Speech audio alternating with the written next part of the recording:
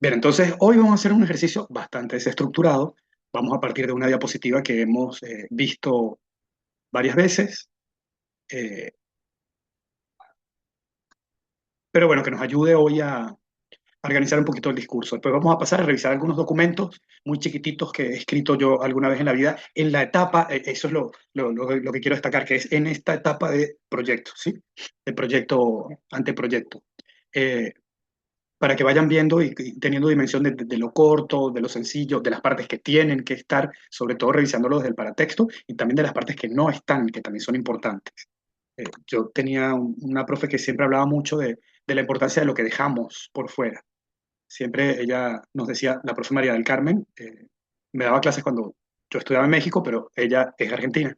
Entonces siempre decía que debíamos cambiar el término problema por el término problemática, porque la problemática incluía lo que dejábamos por fuera y que algo eh, que le daba mucha identidad a lo que nosotros presentamos, escribimos, decimos, es precisamente lo que dejamos por fuera. Nos invitaba siempre a pensar, no centrarnos solamente en fijarnos en lo que sí está, lo que sí se dice, lo que sí se muestra, sino lo que no está. Para eso necesitamos conocer bastante, ¿no? Para darnos cuenta que hay algo que no está y que es eso que no está. Gloria, me echas la mano ahí, por favor, con la gente que vaya a llegar. Sí, sí. Empiezo a compartir esta diapo. Les ofrezco disculpas, ando súper congestionado,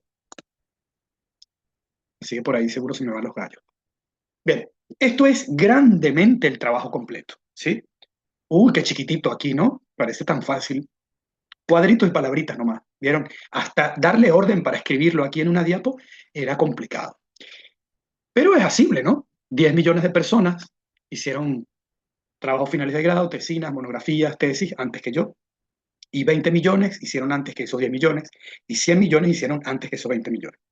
Así que yo puedo, sí, por favor, vamos a dejar la, eh, eh, esa idea negativa de que es complicado, vamos a darle. Y nos van a devolver muchas veces, sí, no importa.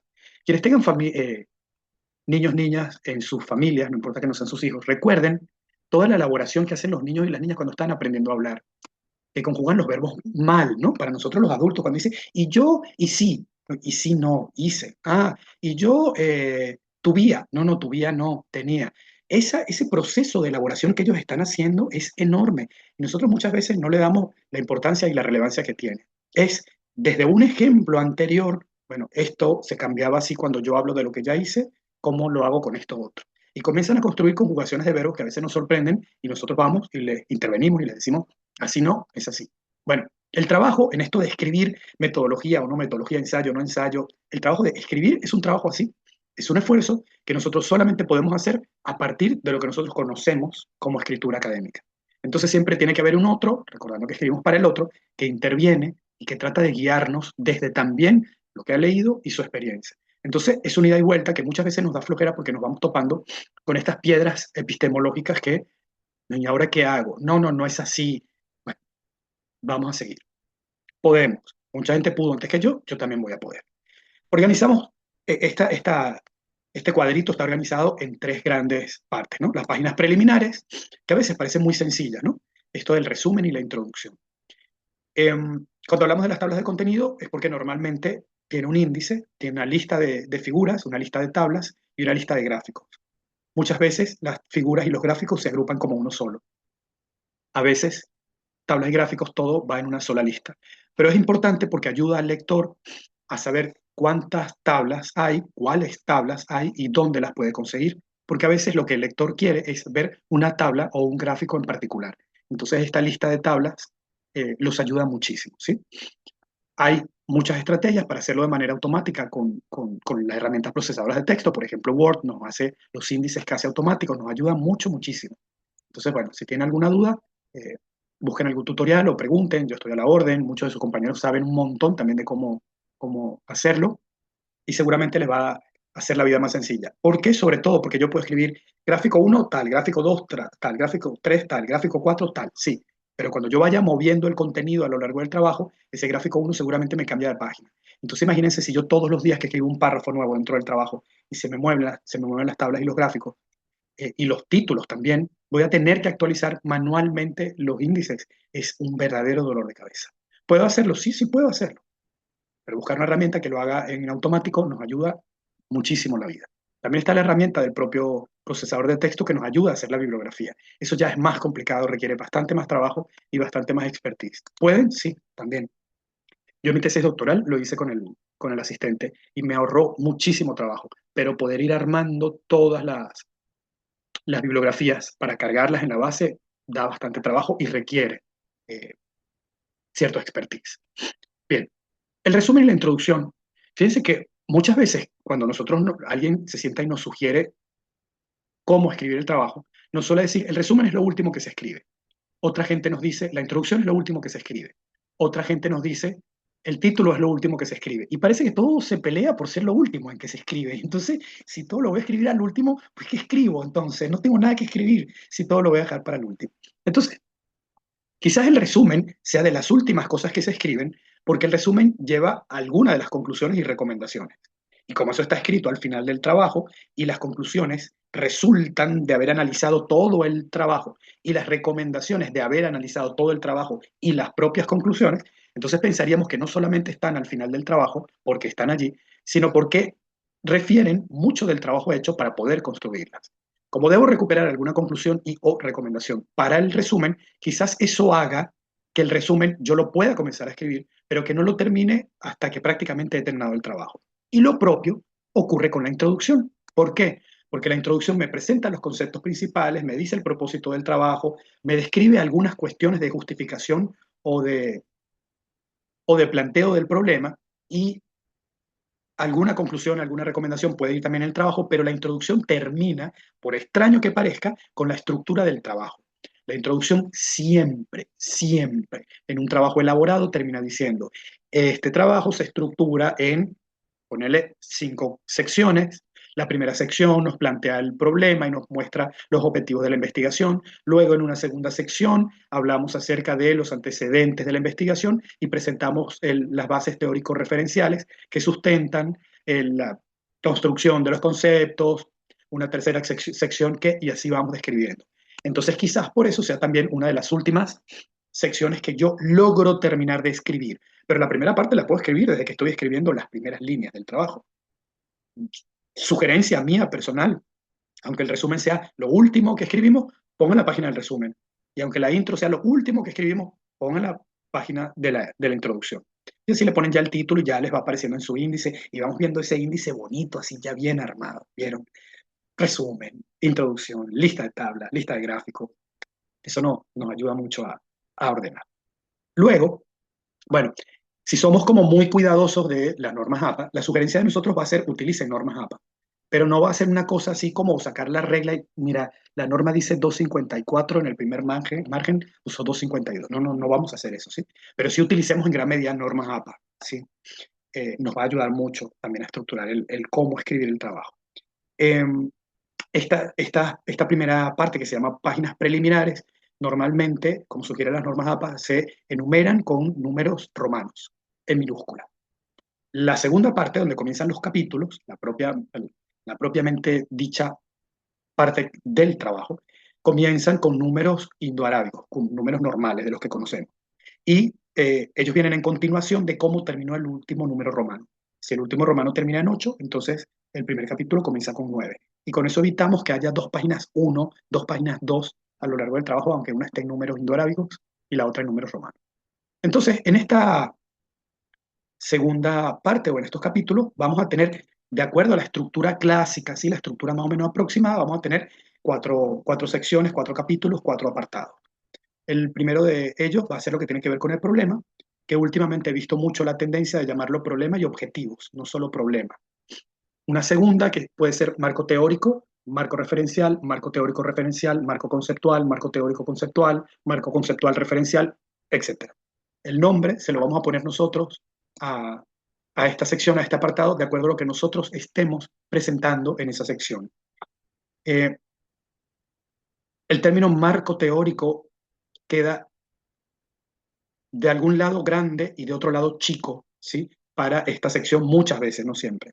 ¿Por qué queda chico? Porque no solo presentamos teoría y porque a veces queda grande, porque mucho, casi todo lo que yo presento no alcanza el rango de teoría, ¿sí? Si pensamos en la definición clásica de una teoría.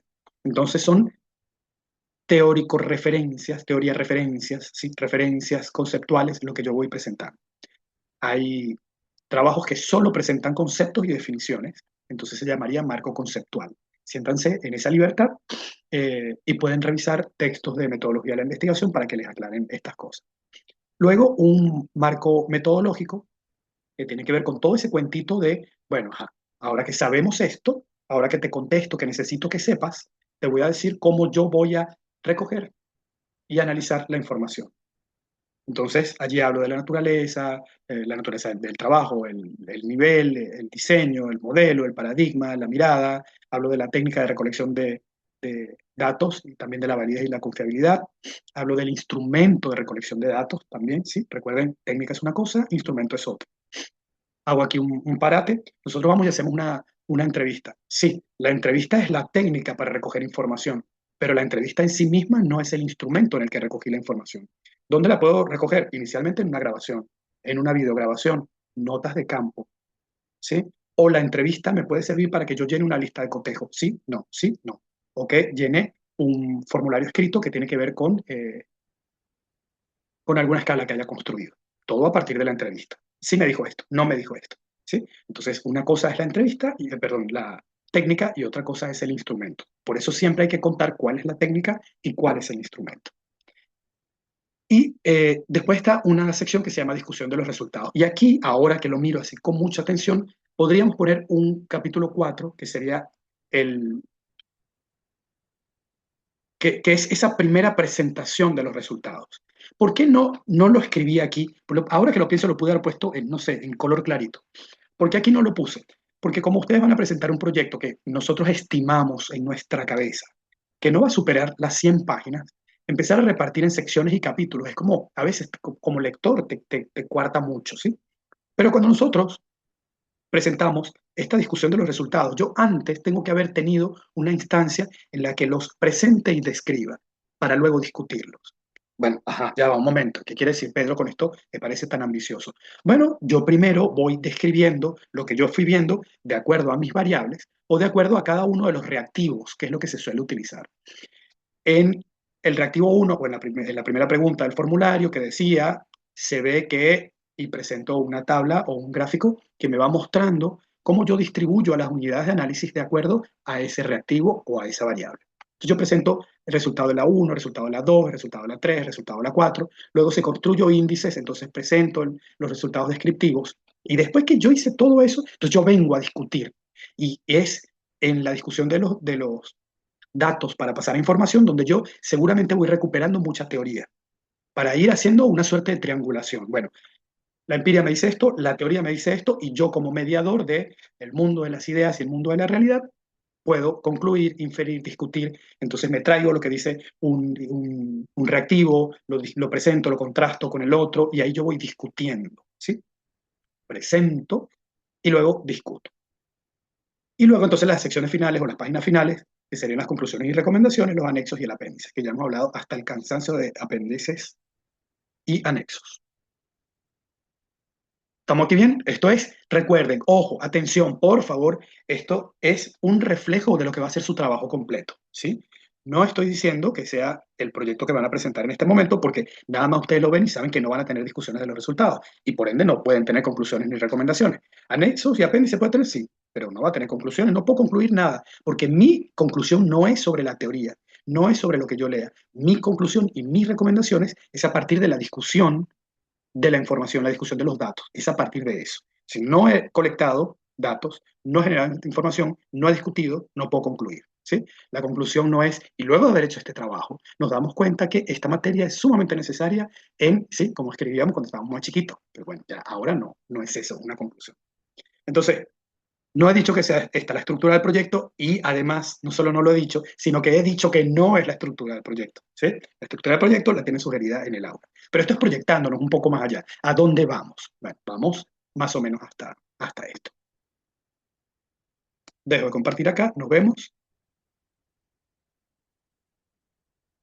y les pregunto, ¿cómo estamos? ¿Vamos bien?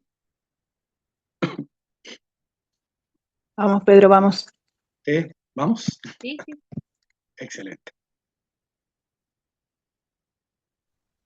Pedro, ¿puedes repetir la parte de discusión de los datos?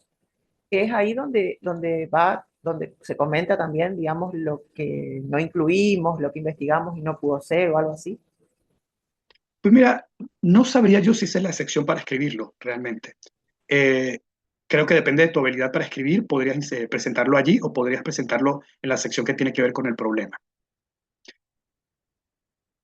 Les voy a hablar de mi experiencia, ¿sí? No, claro, porque, por ejemplo, en general, en el Ujú. problema es cuando uno plantea lo que no pudo conseguir, digamos, lo que no pudo ser y qué es lo que va a construir, digamos, en base a lo que no pudo ser, digamos.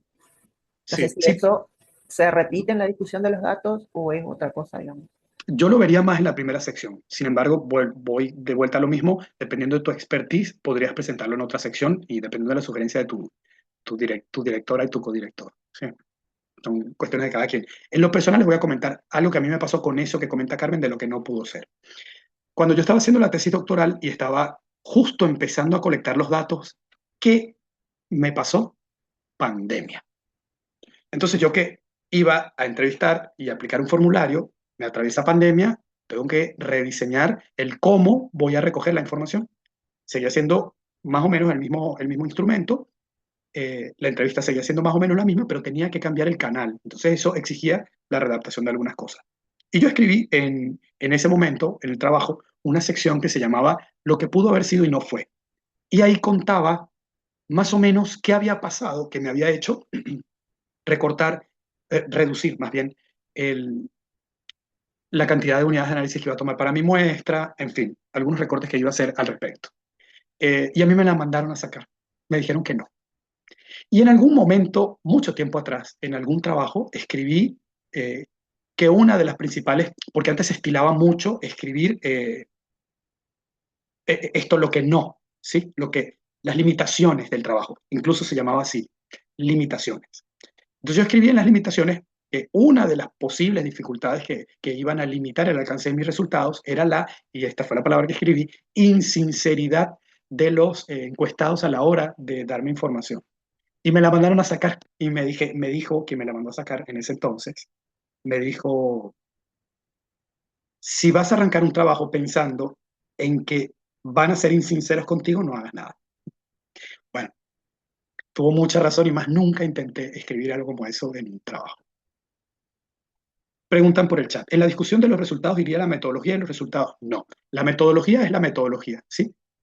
¿Cómo voy a recoger información? ¿Cómo voy a generar esa información a partir de qué datos? ¿Cuál es el instrumento? ¿Cuál es la...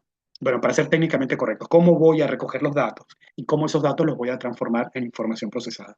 ¿Cuál va a ser el instrumento? ¿Cuál va a ser la técnica? ¿Cuál fue el criterio de validez? ¿El criterio de confiabilidad que utilicé? ¿Cómo está constituido y conformado el instrumento? ¿Cuál es el nivel del trabajo? ¿Cuál es el alcance del trabajo? ¿Cuál es el paradigma del trabajo? Etcétera. Todo lo que tiene que ver con la descripción metodológica del trabajo. Y ya lo que es presentación de los datos, procesamiento, discusión eso va en nuestra sección de resultados. Sí, ahí sí está bien diferenciado. La metodología llega hasta no aplicar los instrumentos. Y esta sección de presentación de los resultados o directamente la discusión de la información o discusión de los resultados arranca con ya apliqué el instrumento o los instrumentos y esto es lo que te quiero contar. Por eso, los proyectos, proyecto viene del latín, lanzar hacia adelante, siempre llegan hasta la sección metodológica, porque no he aplicado nada. Solamente tengo en mi cabeza lo que voy a aplicar para recoger datos e información y cómo lo voy a procesar. Entonces, en discusión de los datos, sí pueden ir, sí, sí, claro. Tienes esa misma sección en la que los presentas y los discutes, todos juntos. Si no lo quieres dividir en dos secciones o en dos capítulos, pero puedes hacerlo como quieras, ¿sí? Pero dicho esto, ahora les voy a mostrar trabajos míos, para que me critiquen a mí y no critiquen a otra gente. Eh, Les voy a mostrar básicamente trabajos que estaban en fase de anteproyecto-proyecto, ¿sí? Para que vayamos viendo, lo que quiero es que veamos qué es esto que se incluye y lo que no, que era eso lo que me refería Carmen, lo que sí está en el trabajo y lo que no. Con eso quiero decir que vamos a ver que en esto que vamos a revisar no hay resultados, por ejemplo. Profe, buenas tardes. Florencia. Hola Consulta Florencia, ¿cómo cuestión estás? de, bien, bien, consulta cuestión de tiempo. Sí. el anteproyecto, ¿cuándo tendríamos nosotros que estar presentando o con los avances que vamos haciendo con los profes? ¿Sí? Nosotros estimamos entonces terminar en junio, quizás nos llegamos un poquito a julio, y a partir de allí ustedes quedan, digamos, habilitados para entregar el proyecto. Ustedes, cuando aquí dice cierre del proyecto, significa no que cerramos la materia, el taller, sino que esto cierra realmente cuando nosotros te digamos, Florencia, con nosotros ya cumpliste lo que debes cumplir.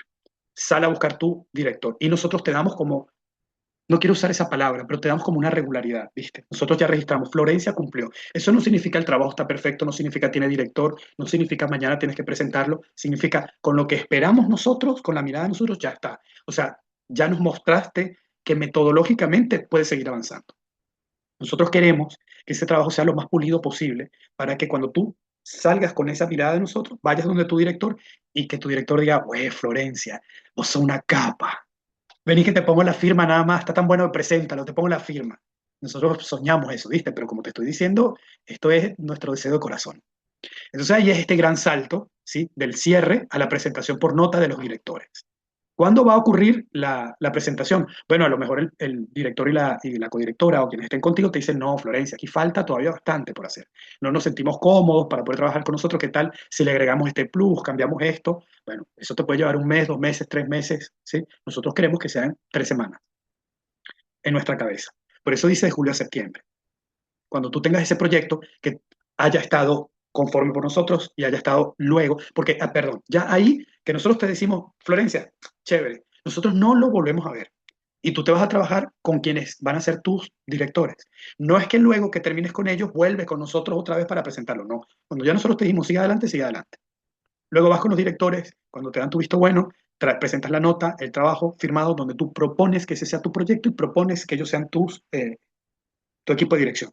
Y ellos van a decir, estamos de acuerdo con el proyecto que se está presentando y estamos de acuerdo con ser posibles directores.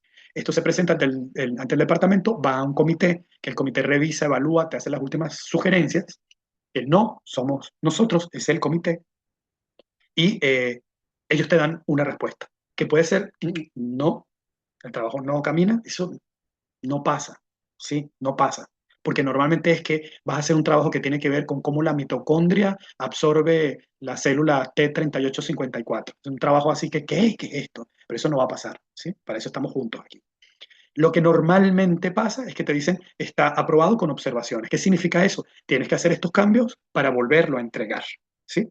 Y a veces las observaciones que tiene son como tan pequeñas, asibles, y el jurado, el comité considera que las puedes hacer tú misma con tu director, es que te dice, sigue adelante, tienes tanto tiempo para presentar el trabajo completo. Entonces ahí cuando tú recibes esa devolución, es cuando pasas de proyecto a monografía, que es, bueno, ya voy, colecto la información, analizo, presento los datos, los analizo, los discuto, los triangulo, genero conclusiones y recomendaciones, hago todo el trabajo y lo entrego, ¿sí? Nosotros soñamos que eso pasase no más allá de diciembre, para que a la vuelta, en marzo quizás, tengamos a muchos presentando. Esa presentación incluso podría llegar a ser antes, ¿no? O sea, si más o menos cumplimos como todos estos tiempos, probablemente en diciembre tengamos alguna gente presentando ya su trabajo. Pero bueno, eso es nuestro corazón, ¿viste? Eso es como la primera vez que nos enamoramos. Nosotros pensamos, soñamos, queremos que sea así. No estamos seguros que pase. Entonces, bueno, ahí juega mucho esta parte de los tiempos, ¿no? Tus tiempos, los tiempos de tu director, de tu directora, porque todos estamos igual, Florencia, ¿sí? Tenemos 50.000 materias, 80.000 trabajos, y muchas cosas que nos están exigiendo. Yo lo que sí a ti y a todos y a todas invitaría, no dejen que esto le lleve años, ¿sí? Y gran parte del secreto es el recorte. Eh, Milagros, Hola, yo quería hola. consultar. Sí, Es decir, que al final de de este taller, el 26 de julio, va a haber como un buzón de entrega en donde vamos a entregar el proyecto de investigación para la monografía, digamos. sí, bueno, no diría yo el 26 de julio, es una fecha aproximada, ¿sí? Eso Ah, ok. esa fecha la escribimos en la soledad de nuestros hogares, ¿sí? Pensando en unos tiempos óptimos, sumando así los días. No necesariamente es el 26, unos días más, unos días menos. Nosotros creemos que Mm, más o menos hasta 9, 12, 15 de julio, no sé, cuando regresemos de vacaciones, eh, seguimos como trabajando más o menos en conjunto, ¿viste? Pero bueno, luego también en el interín vamos como a establecer unos equipos más chicos para acompañarlos con el proceso. Porque ¿Los informes que vamos de parte de la monografía los subimos al aula virtual o va a ser por correo? Porque con el director o directora es por el correo. Y por ahí sacarme esa duda nada más, si va a haber un espacio dentro del aula virtual. Pero mira, no está del todo definido. Te voy a Ok, contar ok, que tiene que ver con la capacidad del aula virtual.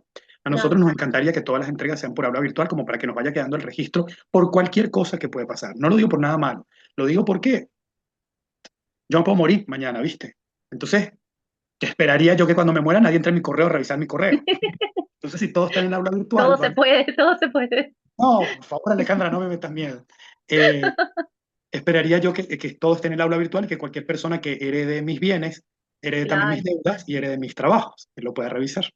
Sí, sí, esa es la Pero, cuestión, siempre son las vías por las cuales se mandan las monografías o la OCTIF.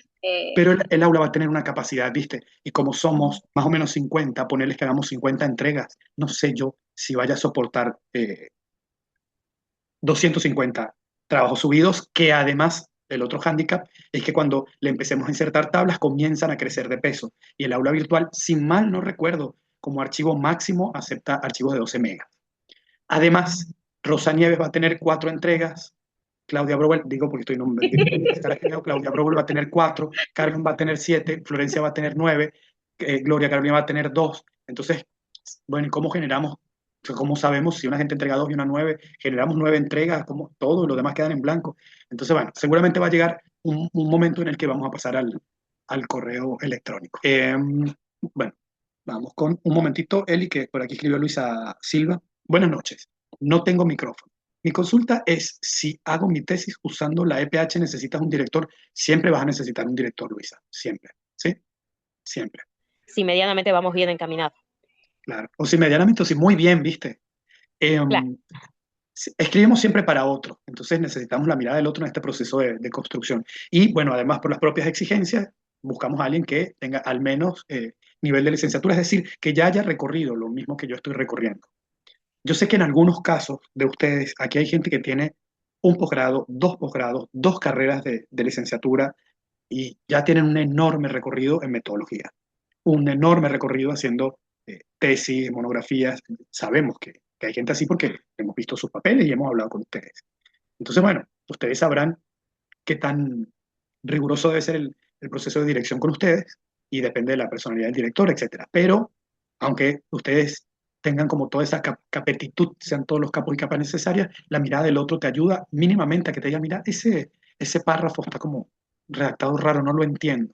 Y eso te va a ayudar un montón. Porque siempre recuerda, estamos en este proceso escribiendo para otra persona. Entonces la mirada del otro nos ayuda. Si no, no escribiría. Mi consulta es, nosotros supongamos que en junio presentamos ya el proyecto, más o menos qué tiempo lleva ese trámite administrativo. Eh, Porque si bien, por ejemplo, en mi caso yo voy a trabajar con EPH, pero para ir avanzando con un poquito más de certeza tengo que esperar a que me digan que el proyecto está aprobado, eh, Está aprobado, que está por si aprobado hay en esos algún tipo de... términos o sugerirte algún cambio. Claro, Sí, sí, sí. Mira, ese trámite administrativo, esa lectura, ese dictamen del comité dura, según reglamento, 45 días hábiles, que es no sé, como 60 días. Pero, pues bueno, también imagínate si ese comité recibe 25 tesis al mismo tiempo, 25 proyectos al mismo tiempo, va a estar complicado, ¿viste? Entonces, bueno, ahí a lo mejor algunos saldrán en menos tiempo y algunos tendrán que esperar un poquito más. Por favor, O sea Florencia. que nosotros en la mesa final vamos a Ujú. estar no con ustedes, sino con un comité, algo así, con En la, otras me- en la, personas, en la mesa final van a estar con el jurado que haya con el leído jurado. el trabajo, sí. Que puede que alguno de Ah, nosotros bien. esté, puede que no. ¿Sí? Como nosotros para ese momento ya no tenemos vínculo con tu trabajo, nosotros Ajá. podemos ser parte del jurado evaluador. De ver qué es esto. Ok, ya, vamos aquí arriba. Esto es un trabajo que yo hice para la cátedra de METIS 2, cuando cursaba TICE, en la fase de proyecto. Y por eso los traje, ¿sí? Para que lo miremos. ¿Están viendo mi compartir pantalla? Sí, ¿verdad? Sí, profe. Bien, Sí, profe. gracias. Está en fase de proyecto. Entonces, fíjense que tiene índice, resumen, El resumen es discutible que en la fase de proyecto lo tenga. De hecho, hay muchas tesis, muchas monografías, muchas tesinas que no tienen resumen. El autor no le escribe resumen porque no se lo exigen en la organización donde está presentando el trabajo. Sin embargo, el resumen, perdón, nos ayuda mucho a sistematizar información, y cuando nosotros lo compartimos a través de la red o con otros investigadores, con algún lector, normalmente es el resumen, disculpen, el resumen, lo primero que buscan leer. Entonces, si yo no le pongo resumen a mi trabajo, es como que es más difícil que otro lea mi trabajo y que lo cite, porque aquí voy para algo que es importante. Nosotros no solo necesitamos y buscamos generar conocimiento, sino que nosotros lo que necesitamos es validación. Por eso es que no hago el trabajo yo solito y lo publico, sino que tengo un director para tener jurados, para que alguien valide mi trabajo. ¿Y qué más validación y reconocimiento que encontrar a un lector que le guste tanto mi trabajo que lo cite y que por ende me cite a mí como autor? O sea, imagínense qué chévere, ¿sí?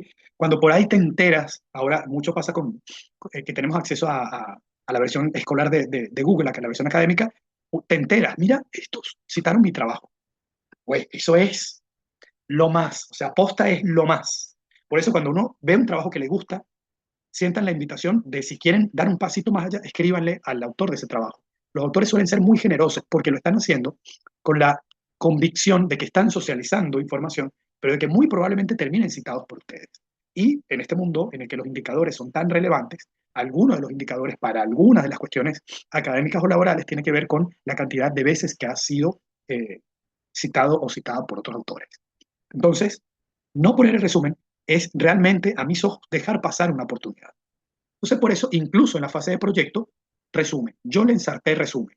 Y además ya lo tengo organizado, porque si venía alguna jornada o algo, mandaba el resumen que ya lo tenía listo.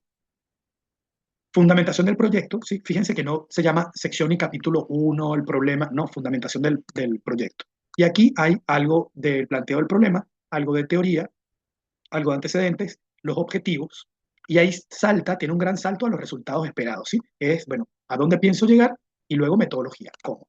¿Tienen que ser estas las secciones? No, ya ustedes tienen la estructura esperada en el aula virtual. Pero esto fue como yo lo presenté en ese momento, que no tenía una estructura definitiva y rígida para entregarlo, ¿sí? Fue como a mí se me ocurrió organizar. Y mi profesora que me permitió entregarlo así.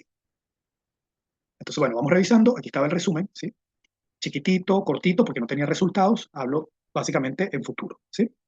Fíjense, el resumen nos dice, existen múltiples aspectos de los estudiantes que inciden en sus logros. Voy a leer saltando palabras. Que inciden en sus logros. De estos últimos, o sea, de los psicológicos, se puede rescatar un concepto aportado por Bandura, uno de los representantes de la psicología humanista, la autoeficacia. Esa es la introducción.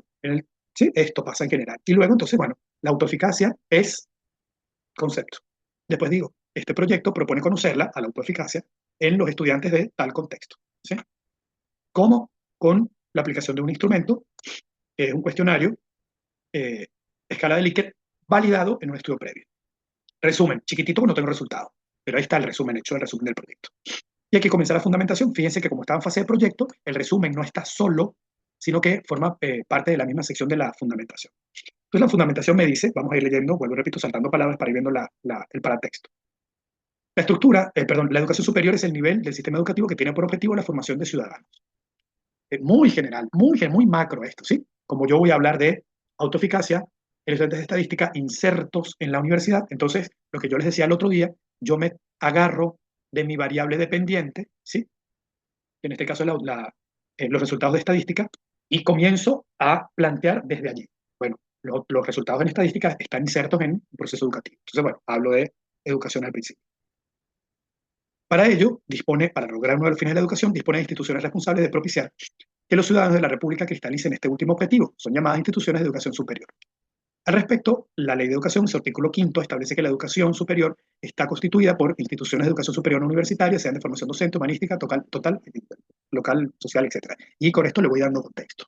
Las funciones de la educación son de estas instituciones. Y que aquí va la primera pregunta. Una de las preguntas que yo me planteo a partir de esto podría ser, ¿cómo puede la universidad lograr sus fines?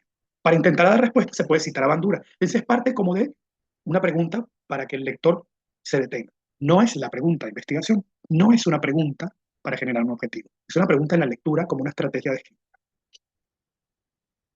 Entonces, bueno, plantea cómo propone Bandura. ¿Por qué? Porque yo desde arriba me agarro que Bandura dice la autoeficacia es una competencia básica en la educación para que la gente aprenda. Por su parte, según González, estos deben ser provistos de herramientas que le permitan a la organización, ven, aquí voy como aterrizando, ¿sí? En otras palabras, proveerles de capacidades que les permitan regular su actividad estudiantil. Ven, ahí voy ya, entonces, los estudiantes, la educación persigue estos fines. Para poder lograrlo, hay que darle a los estudiantes herramientas. Dentro de las herramientas que aparecen, y voy aterrizando, ¿sí? Pirámide invertida. Por tanto, estos aprendizajes incluyen aspectos que circundan en lo personal, porque ya para todos no es iguales. Ok, esto es introduciendo que voy a la autoeficacia. No es eficacia, es auto personal.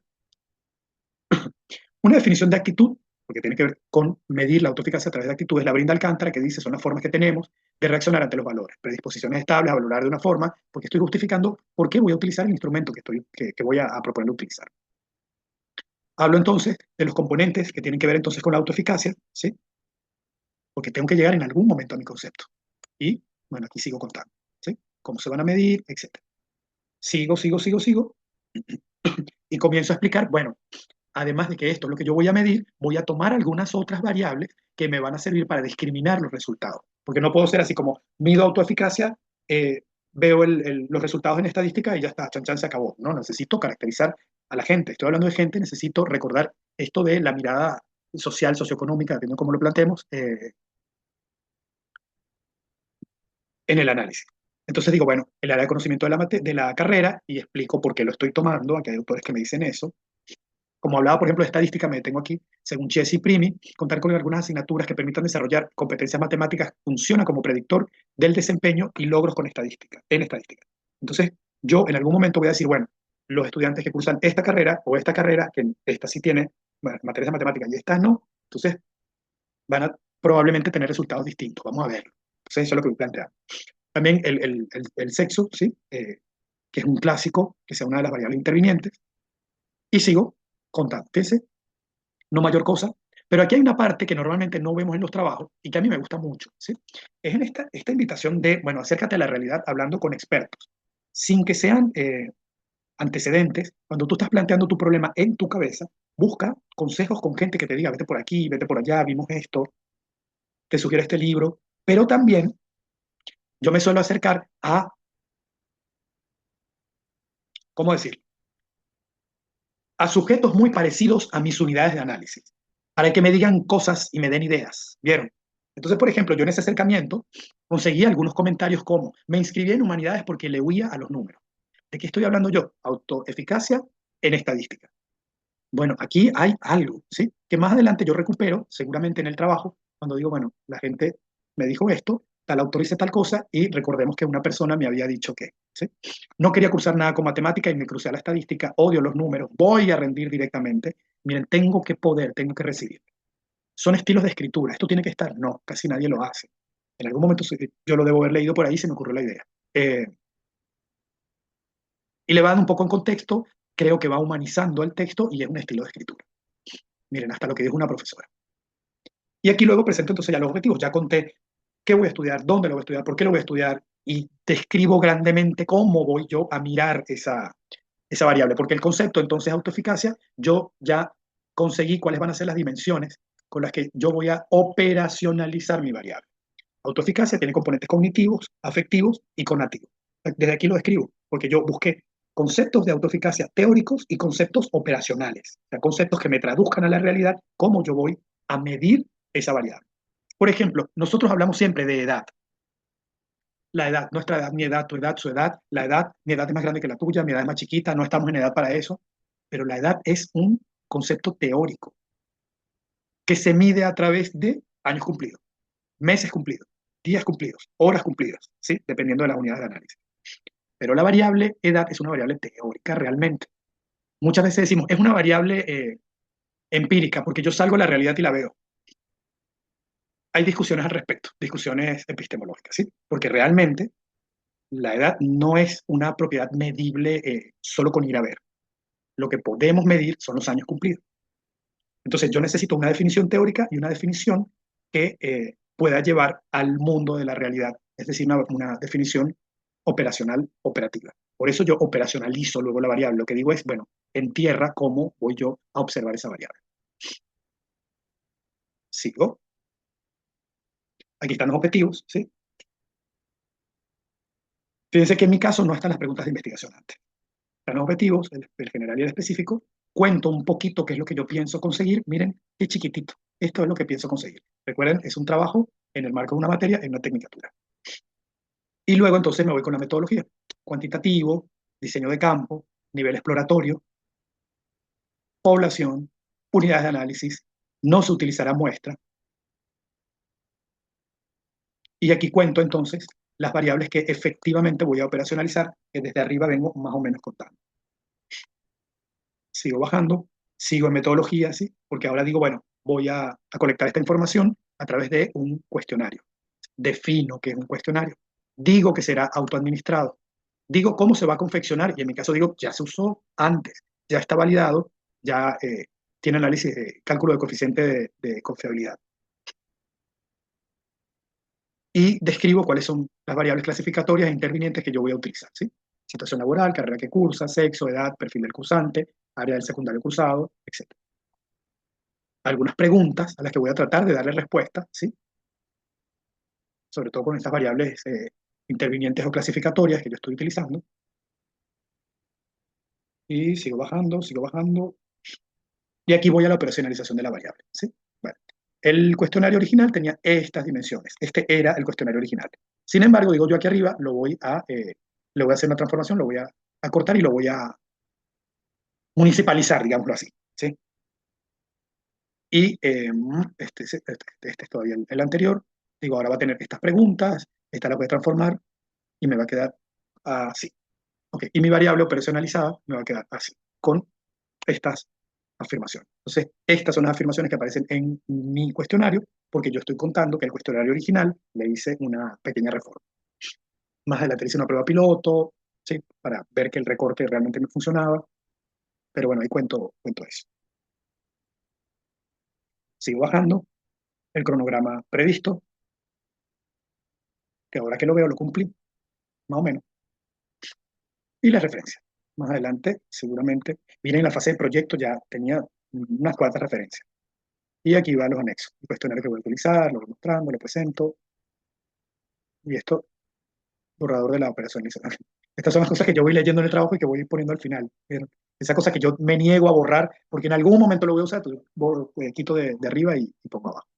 Bueno, y el proyecto que tiene 22 páginas. Por favor, en tercer año de una tecnicatura, el proyecto tenía 22 páginas. Porque no es tan difícil escribir 22 páginas.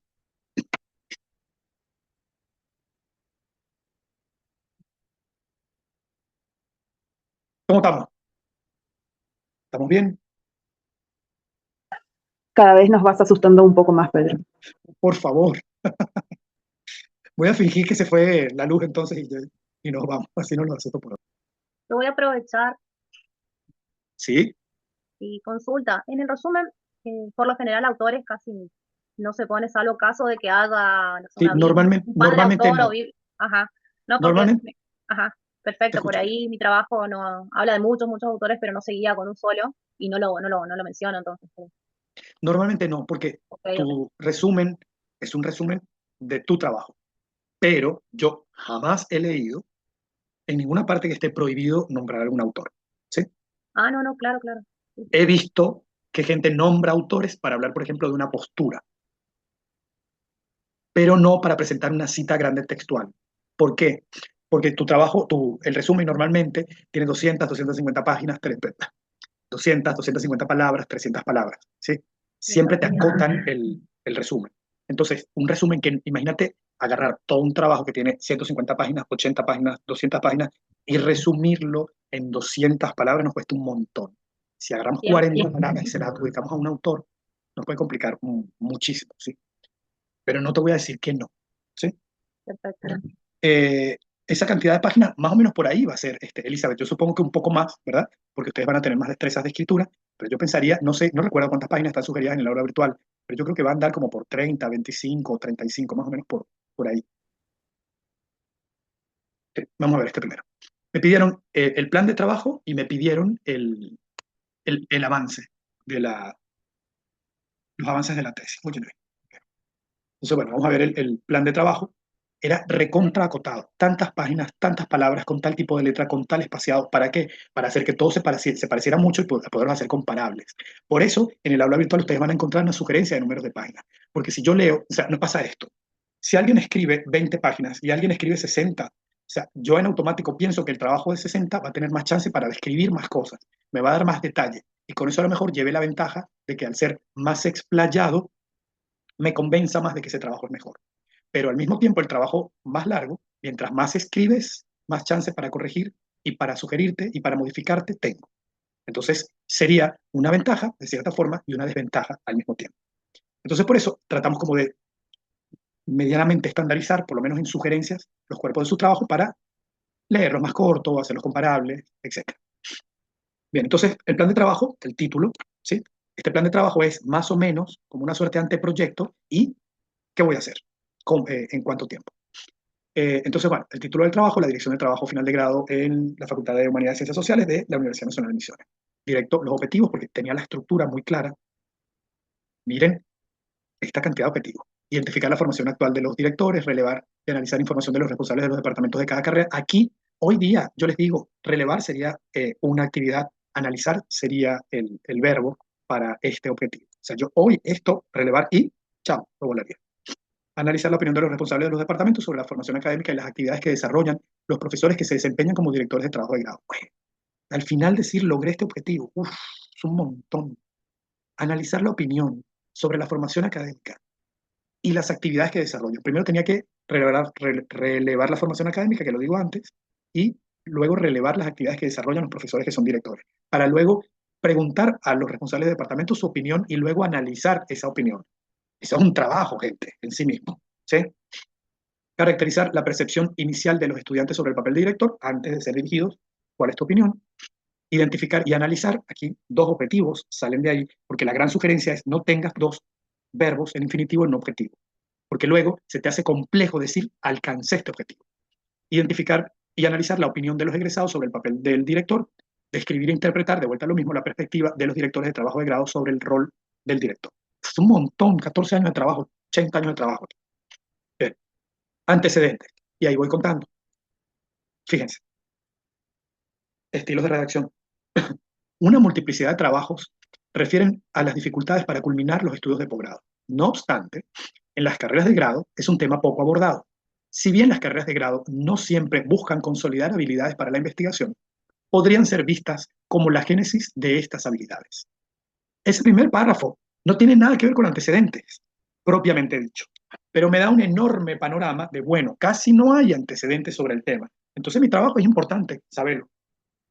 Pero muchos de los antecedentes que voy a conseguir van a ser de posgrado y yo los voy a traspolar a grado, a carreras de grado. Eso es lo que dice ese primer párrafo. Entonces no dice nada propiamente dicho en términos de antecedentes, pero me está situando en una postura, mi postura como autor. Entonces, bien, aquí hablo de Carlino, ¿sí? Aquí hablo de Collie Edwards, Cooper y Juniper, el espacio era así chiquitito, entonces tenía que escribir el antecedente chiquitito, ¿sí? Y fíjense que no conecto uno con el otro, voy uno, el otro, porque tenía un límite de palabras. Cuando nosotros citamos, hacemos una cita, normalmente se habla de la regla CCB, citar, comentar y vincular. Hago la cita, la comento porque tiene que tener algún aporte del autor y luego se vincula, o sea, ¿por qué está en este trabajo? Y aquí, bueno, hablo de vuelta de Carlino, presento a Moreno, hablo de Ferrer, y Fabio de Anglat.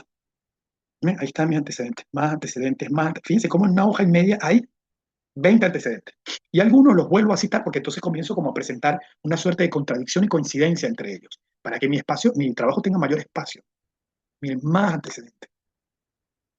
Y aquí hablo entonces también de que el estado del arte se elaboró con relación a la pedagogía de la formación de grado, ¿sí? O sea, ahí hay una postura epistemológica que tiene que ver con una corriente, pedagogía de la formación de grado.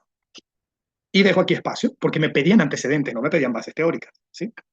Entonces digo, el marco teórico se profundizará con lectura sobre pedagogía, formación y el adulto como sujeto activo de aprendizaje. De la misma forma se espera ampliar el marco con las nociones de supervisión y acompañamiento. Para eso se considera, ¿sí? Y de hecho un cuentito allí, presento las actividades que tienen que ver con la metodología, no es la metodología de la investigación, sino la metodología de trabajo, o sea, el proceso metodológico.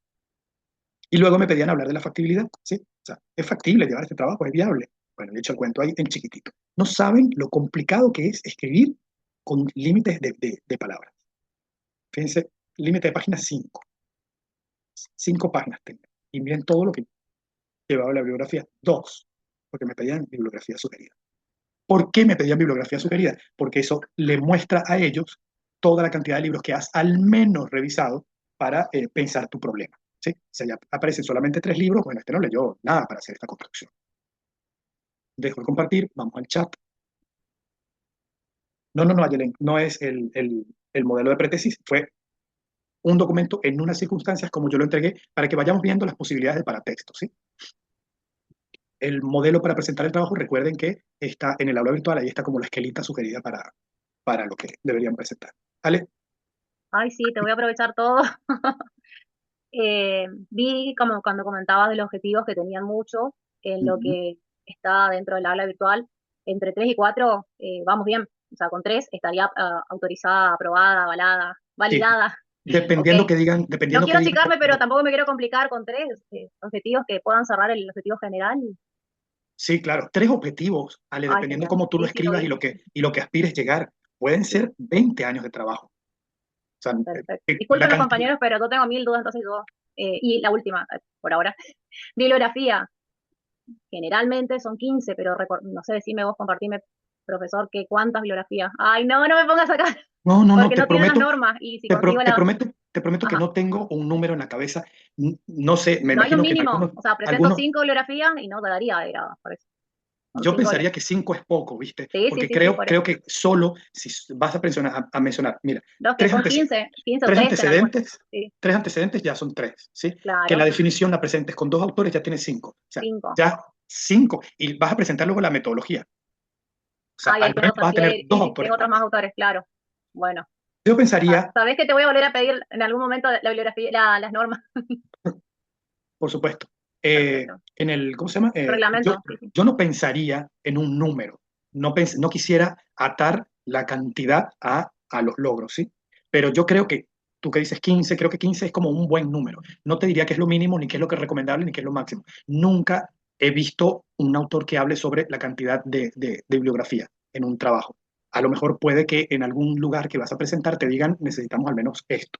Pero la bibliografía, la cantidad en la bibliografía va básicamente orientada a eso, o sea, que tú muestres cuánto has leído sobre el tema. Eso no significa que lo que hayas leído es lo mejor o no, que sea lo más recomendable o no, que sea lo más ayornado y de moda o no. Pero bueno, nosotros vivimos entre números y los números son importantes. Ya habiendo visto entonces qué pensaba lograr y cómo, entonces él tenía que entregar los avances, ¿sí? Acá está el resumen. Es de vuelta el resumen de avances de tesis, no tiene ningún resultado, ¿sí? Pero yo le escribí una línea que habla de los resultados. Dentro de los resultados se espera poder discutir los elementos que condujeron al éxito en las experiencias estudiadas. Bueno, quienes sí terminaron su tesis, que creen que pudieron haber sido elementos que coadyuvaron a que esto ocurriera, porque no he colectado información para ese momento. Hablo del instrumento, ¿sí? Inicialmente se plantea una recolección en 2 fases, cuantitativa una, cualitativa otra, ¿sí? Una con una escala de Likert y la otra con entrevistas a profundidad. Aquí digo dónde lo voy a hacer y digo qué es el trabajo de grado para mi caso y entonces luego cuento qué es lo que quiero lograr. Descriptores y ahí voy contando. La tesis doctoral se encuentra en fase de escritura, fue presentado, o sea, cuento a qué altura, qué instancia administrativa está mi trabajo y voy con los objetivos de vuelta. Hasta el momento de la redacción de este documento se cuenta con una definición del problema de investigación y avances en la justificación y relevancia de la tesis. Luego, un chiquitín acerca de estado del arte, antecedentes, teoría. Fíjense aquí cómo voy presentando y contrasto estilos de escritura. Lo anterior se pone en tensión con el modo en el que Freire analiza la relación entre orientado y orientador en el proceso de escritura de una disertación de maestría o doctorado. Allí remite a lo que él entiende como divergencia en la interpretación. No veo, dice Freire, por qué el orientador y el orientado deberían coincidir siempre. Un punto de vista, ¿sí? Hablo de la población, 4 poblaciones, una población en 4 grupos. Hablo de los momentos, el momento cuantitativo y el momento cualitativo para, el, para la recolección de información. Y bueno, ahí se murió hasta aquí porque, bueno, como son avances, no tenía que hablar mucho más. Miren de vuelta la bibliografía, dos párrafos. Entonces, fíjense cómo los estilos de escritura, lo que vamos presentando, va variando dependiendo qué tenga yo que presentar y a dónde. Pero si nos damos cuenta, todos los documentos que revisamos tienen básicamente lo mismo, en más o menos medida. Tienen, ¿cuál es el problema que voy a investigar? Que es gran área temática, voy recortando hasta lograr identificar lo que hacíamos en el encuentro hace 15 días, hasta lograr identificar que hay una diferencia entre lo que debe ser y lo que es. O sea, hay un vacío ahí en el medio. Y ese vacío es el que yo voy a llenar cuando haga mi trabajo. Los pajaritos deben cantar todos los días a las 7 de la mañana. Pero el pajarito de mi casa no está cantando a las 7 de la mañana como debería. ¿A qué se deberá? Bueno, ahí tengo un problema, ahí estoy generando un problema. Yo construí el problema. Eso es lo que tenemos que hacer en palabras muy simples. ¿Cómo debe ser, según los autores? ¿Cómo está siendo en la realidad? Y ahí en el medio una contradicción, que es la que yo voy a aprovechar para abordar. Entonces tiene la construcción del programa de investigación. Y en ese ínterin voy presentando las definiciones. ¿Qué es un pajarito? ¿Qué es canto de pajarito? ¿Por qué el pajarito debería cantar a las 7 de la mañana? Algunos autores que han hecho investigaciones sobre pajaritos y sus cantos me sugieren que, antecedentes, construcción del problema, del planteo del problema, eh, teoría, bases teóricas, antecedentes. Ahora, esta investigación se propone objetivos. Y luego, entonces, una sección donde yo diga, voy a recoger la información de esta manera, voy a observar todos los días al pajarito a las 7 de la mañana y me voy a quedar registrando hasta que cante por primera vez para ver a qué hora lo hace. Bueno, voy a hacer observación directa y voy a tomar notas de campo con una mirada cualitativa porque voy a escribir a manera de relato y voy a... Es eso, es eso. No es nada más difícil que eso. Lo que pasa es que le tenemos que empezar a meter carne técnica, ¿sí? Ya no es ir a mirar al pajarito. Es observación directa que según tal autor significa. Y ahí comienzo a enriquecer el trabajo para darle rigor metodológico.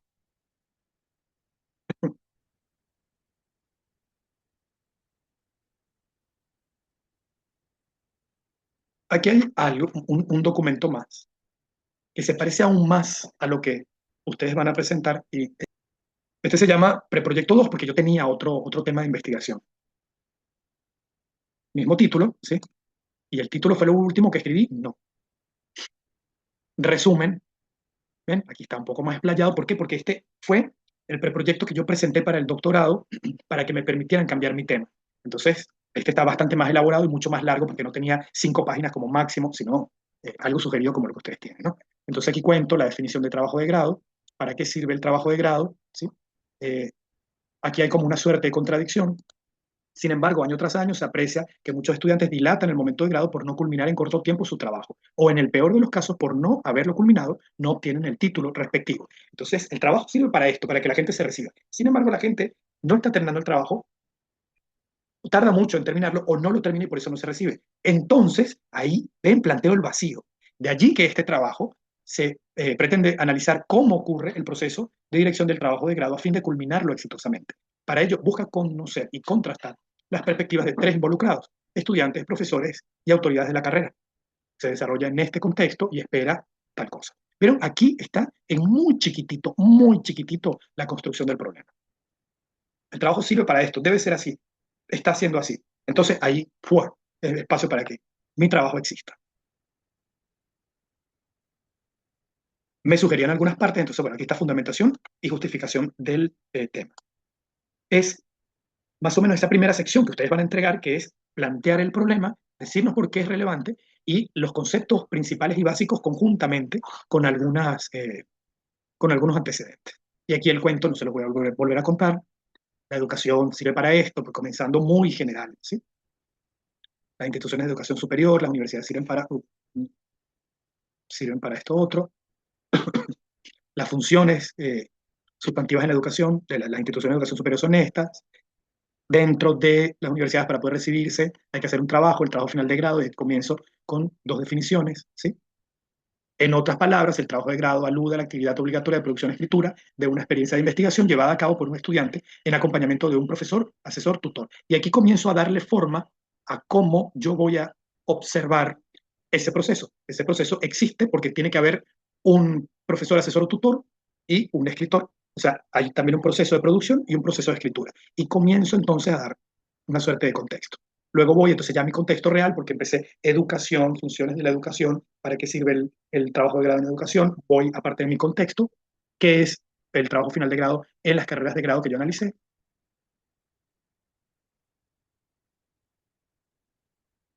Y me hago preguntas. Fíjense que van preguntas como sueltas, ¿no? Al respecto, en el mejor de los casos, las licenciaturas UNAM cuentan con con a lo sumo una unidad curricular dedicada a la formación de competencias en investigación. Entonces, valdría la pena preguntarse, ¿son suficientes las unidades curriculares destinadas a la formación de competencias en investigación dentro de las licenciaturas de la universidad? Ahí hay una pregunta. Por otra parte, mientras que en referencia al director, hay casos donde se aduce, y aquí hay una cita, hay casos donde se aduce la falta de recursos humanos especializados. En ese particular, valdría la pena preguntarse, ¿cuentan los directores de trabajo de grado con la formación necesaria? ¿Cómo perciben los estudiantes que sus directores deben conducir el proceso de investigación? ¿Cómo perciben los egresados que sus directores condujeron el proceso de dirección? ¿Cómo perciben los profesores que deben conducir el proceso de investigación? ¿Cómo consideran que lo están llevando a cabo? ¿Considera la universidad que los directores de trabajo de grado cuentan con la formación suficiente? Y sigo. Ahora, en el contexto de las carreras, ¿están los reglamentos y normativas acordes con la labor que desempeña el director? ¿De qué forma el contexto sociocultural de la UNAM opera en el recorte del problema y en los temas elegidos por los tesistas? ¿Qué requisitos debe cumplir un profesor para ser director de un TG? Se imagínense la cantidad de objetivos que yo estaba planteando ahí. Para dar respuesta a estas interrogantes, se plantea este objetivo general.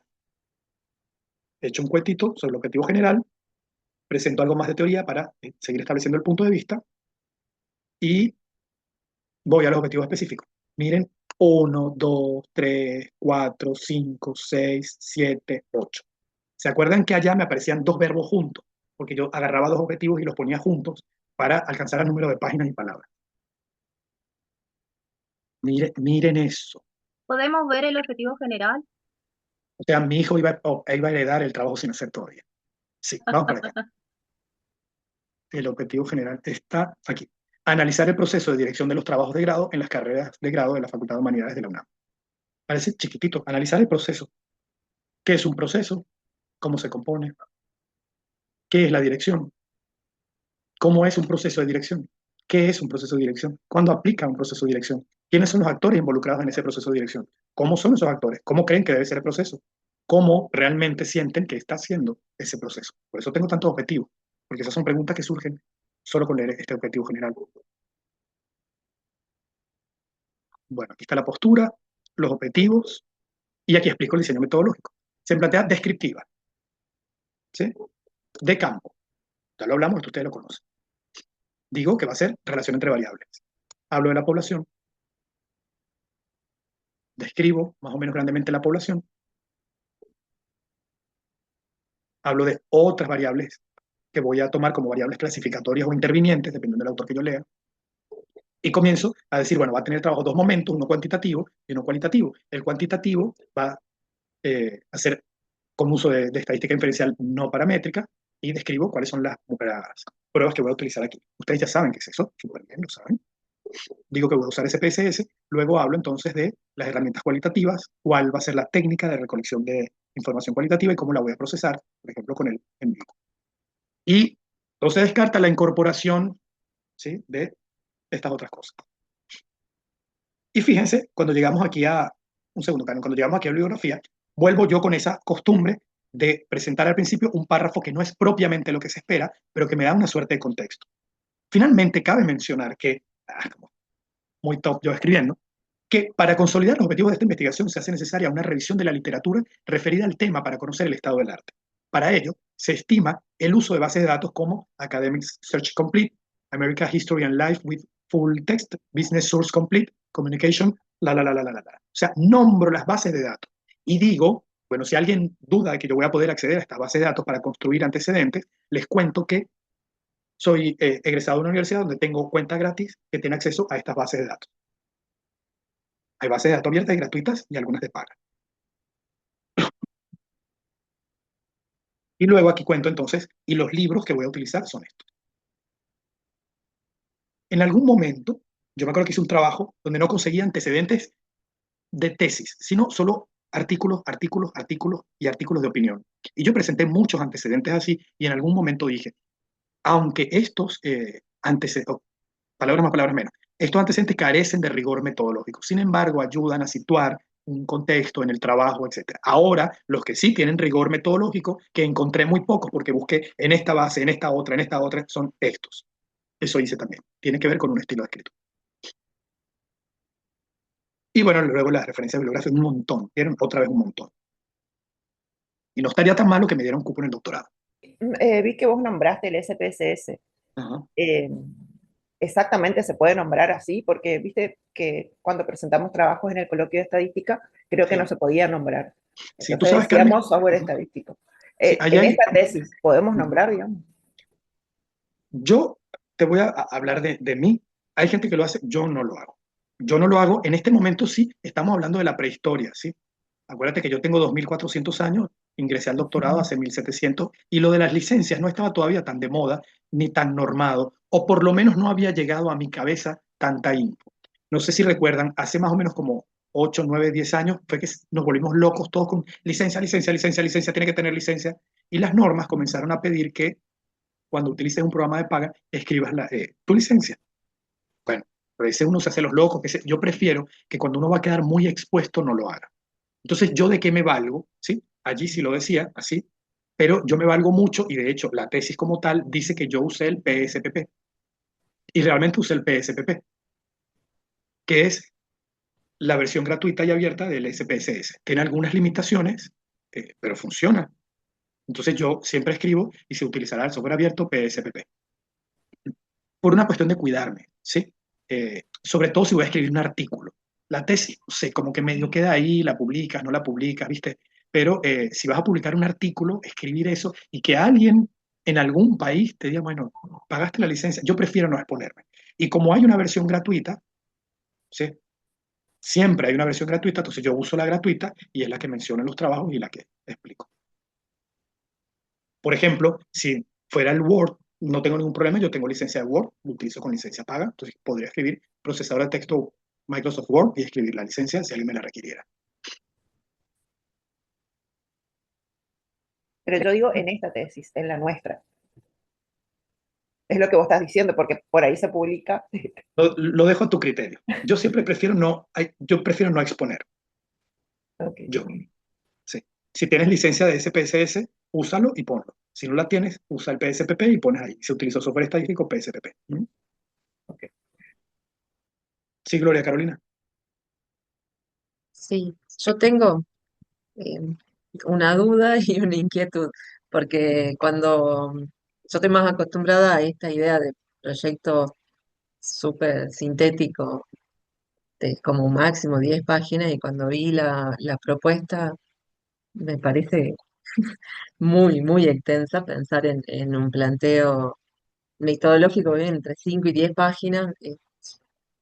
Me parece mucho, pero ahí me viene la pregunta. Si yo trabajo con la EPH, por ejemplo, voy a focalizar en en las variables con las que voy a trabajar, cuento generalidades del instrumento, por ahí la piloteo, pero en la parte de antecedentes, Dame un que segundo, Gloria, ahí, sí, re importante. Sí.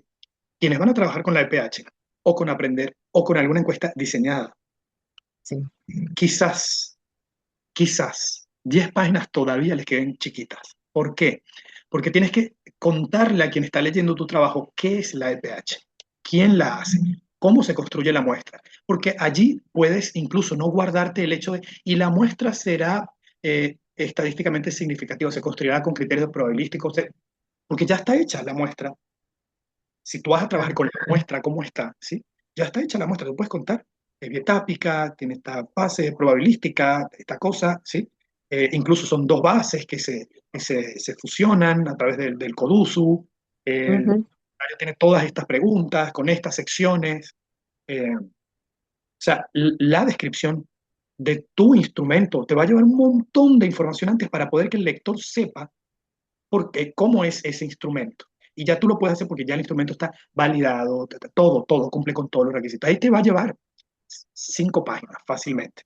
Y luego entonces también hay que sumarle los aspectos metodológicos de tu trabajo, porque hasta ahora estas 5 páginas solamente hablaron del instrumento, ¿sí? Instrumento. Yo creo, es una cuestión personal, que el trabajo que vaya a soportarse en la EPH debería llevar el formulario como un anexo. El que vaya a trabajar con Aprender debería llevar el formulario como un anexo. Porque aquí todos nos conocemos, pero no todos conocemos a la EPH. Aunque todos seamos amigos y hayamos escuchado la EPH, no la conocemos. Pero ahora, Gloria, tú estás muy cerca de Bolivia, por ejemplo. Nosotros del Paraguay, algunos otros del Uruguay. Bueno, pues nosotros podemos ir y presentar nuestro trabajo allá afuera, puisque allá afuera van a tener su propia EPH, porque en España existe la EPH que se llama EPH, que tiene básicamente la misma metodología, porque esto atiende a recomendaciones de organizaciones internacionales. Pero no son iguales, no relevan lo mismo, no miden lo mismo, el instrumento no está diseñado igual, entonces el trabajo tiene que ser amplio para que quien te lea entienda esa información. Entonces ahora, quizás en este momento, te vas a entregar el proyecto, no sé si poner el formulario, ¿viste? Que tiene 834 páginas, te sirva, ¿viste? Pero cuando esté el trabajo completo, yo creo que sí. La opinión final la va a tener quien lea tu trabajo, el jurado, y la va a tener tu director, y la vas a tener tú. Pero yo, Pedro, creo que debe estar, porque te termina de dar la visión completa del trabajo. Entonces, si tu trabajo tiene 4,5 páginas y la sugerencia dice 5, te lo vamos a devolver. No importa, eso es sugerencia, ¿sí? De repente tiene 11, 4, ¿sí? Eso nos sentamos, lo pensamos, bueno, ellos van a pedir una sugerencia de número de páginas, siempre lo hacen. Hay algunos que ya lo están pidiendo. Bueno, vamos a dar lo que quieren, ¿cómo la pensamos? Bueno, una página para esto, media para esto, y así fue como lo construimos, ¿sí? Claro, bueno, sí, yo medio que ahí me veía lejana de la extensión. Pero dice Y sugerencia ahí, lo sí, dice. sí, está bien. Y después la otra era con respecto a los antecedentes. Sí. En los ejemplos que vos nos mostrabas, bueno, tenías este esfuerzo de síntesis, pero cuando es necesario, por ejemplo, si yo voy a plantear los antecedentes, ¿cómo los construí? O eso iría en un apéndice, en un anexo, porque pregunto, porque en la última proyección en bibliografía dijiste que recurrirías o recurriste a las bases para Ujú, la construcción de esta revisión de antecedentes del estado del arte, ujú, pero está como al final, ujú. y mi pregunta es, por lo general, ¿qué es lo más recomendable? ¿Que vaya hacia ese final o que esté dentro del cuerpo que presenta el apartado de los antecedentes? Estilo de redacción, Y la redacción. como a ti se te haga más fácil, ¿sí? De hecho, tú no tienes que decir voy a revisar bases de datos, yo porque me gusta hacerlo. Pero la verdad no hay que escribirlo, ¿viste? Nombra los antecedentes que tienes y ya. Estoy escribiendo y si alguien me ayuda, seguramente me saltó algo.